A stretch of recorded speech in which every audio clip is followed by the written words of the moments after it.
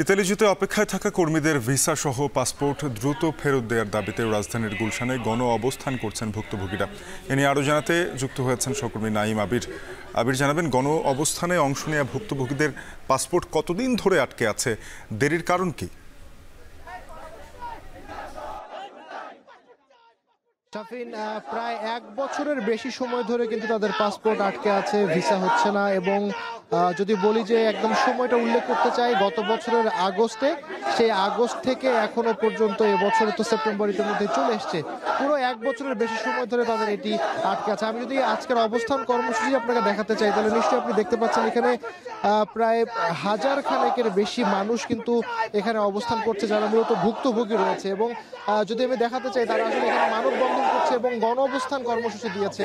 এবং তারা গত বছরের আগস্ট থেকে শুরু করে সেপ্টেম্বর, অক্টোবর, নভেম্বর, ডিসেম্বর বিভিন্ন সময় আমাদের সাথে কথা হয়েছে যে এরকম সময়গুলোতে তাদের কিন্তু এই ভিসা এবং পাসপোর্ট তারা জমা দিয়েছিলেন, পাসপোর্ট জমা দিয়েছিল ভিসার জন্য, পুরো কাগজপত্র যা যা দরকার সেই সব কিছু ক্রাইটেরিয়া ফিল আপ করে তারা কিন্তু জমা দিয়েছিল, কিন্তু তারা পরবর্তীতে কোনো ফলাফল পায়নি। এবং ভিএফএস গ্লোবাল, অর্থাৎ ইতালির যে ভিসা যেখান থেকে আসলে দেওয়া হয়, সেখানে তারা বারবার যোগাযোগ করেছে, তাদের সেখান থেকে আসলে সঠিক কোনো তথ্য জানানো হয়নি। কবে নাগাদ তারা আসলে এই ভিসাটি পাবে, পাসপোর্ট ফেরত পাবে, সেটি কিন্তু তারা একেবারে সদুত্তর দিতে পারেনি। এছাড়াও তারা এম্বাসির সাথেও যোগাযোগ করেছে, তাদের সাথে আমাদের কথা হয়েছে, এম্বাসি কোনো সদুত্তর দিতে পারেনি।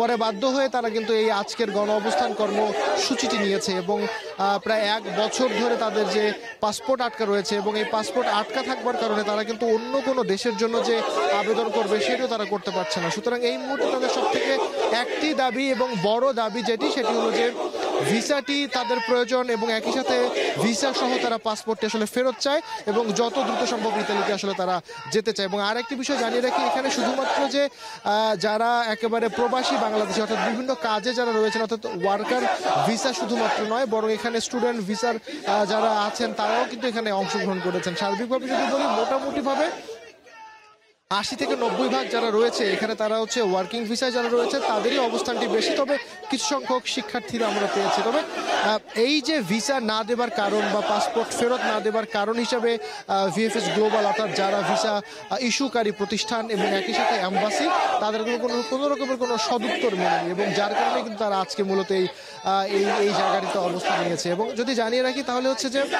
সার্বিকভাবে এখানে সারা শুধুমাত্র ঢাকার যারা রয়েছে তারা তো আছেনই, এর বাইরে পার্শ্ববর্তী বিভিন্ন জেলা, বিশেষ করে কুমিল্লা, মানিকগঞ্জ বা ঢাকার আশপাশের যে জেলাগুলো, প্রত্যেকটি জেলা থেকে কিন্তু সাধারণ মানুষ এখানে এসেছেন, যারা আসলে ভিসা এবং পাসপোর্ট আটকে আছে। এবং তারা অতি দ্রুত, আপনি নিশ্চয়ই একেবারে স্লোগানে মুখরিত বিচারপতি শাহাবুদ্দিন এই প্রার্থী, এবং তারা আজও যোগাযোগ করেছে ভিএফএস গ্লোবালের সাথে, তারা আজও এখনো পর্যন্ত কোনো রকমের কোনো সদুত্তর দেয়নি। তবে তারা বলছে যতক্ষণ না পর্যন্ত ভিসা এবং পাসপোর্টের ব্যাপারে একেবারে সদুত্তর পাবেন, সঠিক সিদ্ধান্ত জানতে পারবেন, তখনই তারা আসলে এই গণ অবস্থান কর্মসূচি শেষ করবেন। তো শাফিন, আপাতত এই ছিল আমার কাছে বিচারপতি শাহাবুদ্দিন পার্ক থেকে ইতালি গমনোচ্ছুদের ভিসা এবং পাসপোর্ট ফেরত পাওয়ার প্রসঙ্গে যে গণ অবস্থান কর্মসূচি চলছে তার সবশেষ।